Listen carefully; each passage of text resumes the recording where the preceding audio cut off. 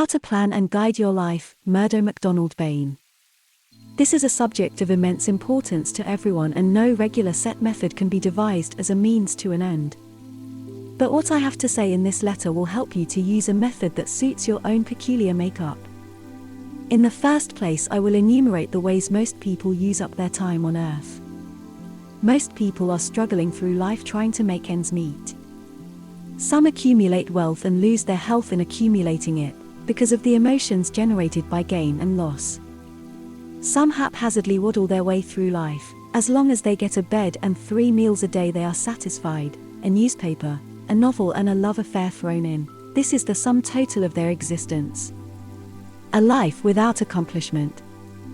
Some practice asceticism in some form or another. By doing so, they think they can gain the illusion they call happiness. Thus some dawdle their life away in useless dreaming.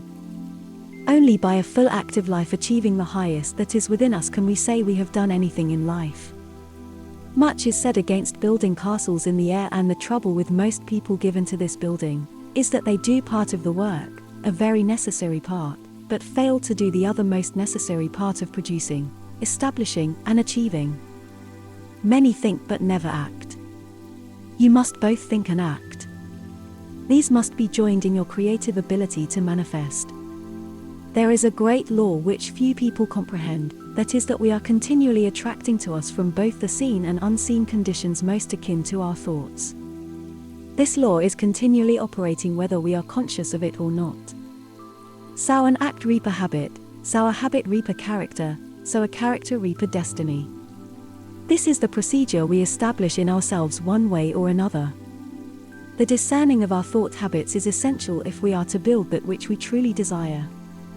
Habit is a powerful influence in our lives. Some are aware of this and some are not, but all know that when a habit is established, how difficult it is to rid oneself of it.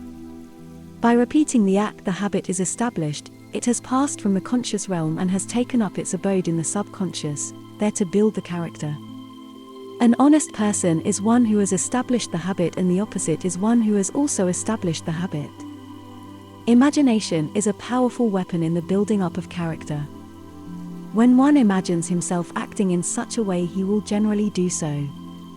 The qualities of true character are equality, love, kindness, and honesty.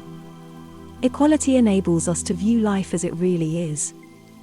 Equality is an admirable quality which one rarely sees. It engenders the true relationship of one to the other and creates a feeling of kindliness.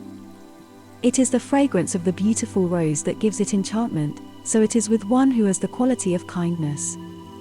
Should this be missing, the character lacks fragrance. Courage is a quality that all should cultivate, for the amount of courage you have, so will be the amount of power you will get. This is very important and is well worth remembering. Here are a few questions you can answer for yourselves.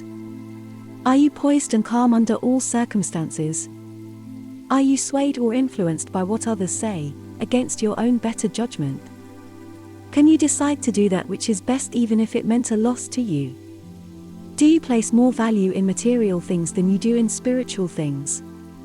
Can you sum up a position quickly and make quick decisions guided by an inward sense of unselfishness and justice? Perfect judgment is the result of a brilliant mind free from selfish interests. Think of yourself in the most difficult position, acting with calm and efficient accuracy, with your mind alert, ready to act when an emergency arises. Have you studied the best and quickest ways of doing the things you do daily, or do you just drudge through life haphazardly? Have you confidence in your ability to accomplish, or are you afraid to do anything lest you make a mistake? Is your knowledge born of experience, or is it purely theoretical?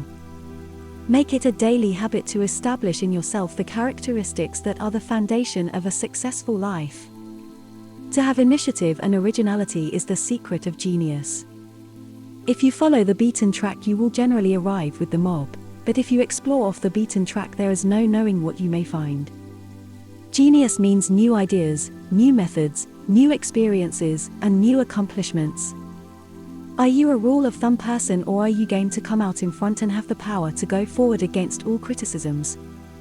Only weaklings are balked at the first cry of the orthodox critic, the armchair philosopher, or the cannot be done drone of the stick in the mud. If there is a tendency towards retreat, remember that your roots are in the infinite mind and the infinite mind is expressing itself through you. Then if you believe in God, you can always believe in yourself, because God and you are one, and cannot be otherwise. The infinite mind of God pours forth into the mold that we prepare for it. This was the dominant thought of the Master, and it should be the same with you. Jesus said, "I have glorified thy name on earth." In other words, I have shown what thou art to all men. Become one-pointed in regard to life and identify yourself with it, and this verse sums up the question beautifully. The song of life has its chords and notes. Rhythm and volume on the ether floats. Every atom and cell shall surely vibrate with love and joy as you create with faith. There is peace within and peace all around. Discord has vanished and cannot be found. You always feel happy and free from care. For the song of life is everywhere.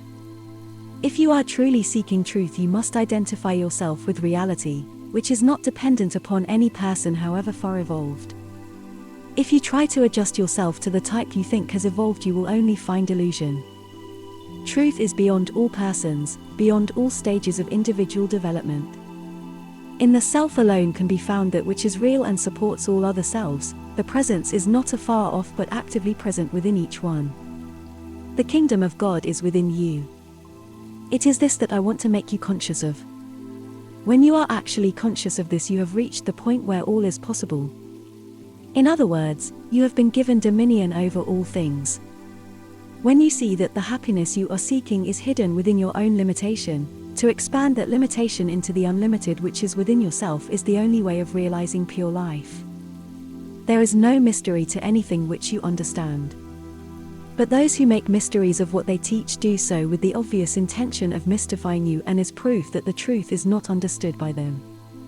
I am making this effort to enlighten you of the truth that will make you free from all limitation. These few paragraphs are signposts on the way, and I would ask you to study them carefully so that the true meaning will be established in you. 1. The voice of the Christ is far-reaching. It reaches far and near, for it is the omnipresence. Wherever the Father is, so am I. 2. The power of the Christ in you is developed through first recognition, then realization, followed by a period of quiet to become more aware of the presence of the Lord thy God. 3. You must come out of your material or business life to rest a while in the kingdom of God, knowing that you are steadfastly growing and unfolding the true life and power of the Christ that wants to manifest in your life. 4. This state is not one of blankness or a state of nothingness as advised by some, neither is it one of strain in trying to force acceptance upon the consciousness without understanding. These extremes must be avoided. 5. Hold in your heart a stillness that is alive with true understanding, that there can be no separation between you and God.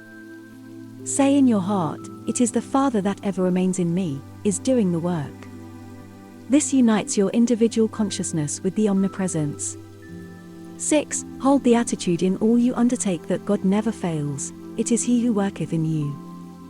In this realization, all is possible to you with God. By yourself you are nothing, but with God you are everything. I and the Father are one. Benediction. O, thou art rarest of souls, thou didst suffer on the rack of ignorance. But thy infinite love overcame all and showed to all on earth the way to the heart of God. We try to follow in their footsteps, yet often lose the way through the blindness that besets us, and as we feel thy hand stretched forth to aid us, we know that all is well. Although the road is beset with rocks upon which we stumble, the fact that thou hast reached the green of peace and plenty in the garden of our Father, and thou hast said, "Where I am so shall you also be," gives us the strength and courage to go forward. My peace and love remain with you. Yours sincerely, 𝗦 MacDonald-Bayne.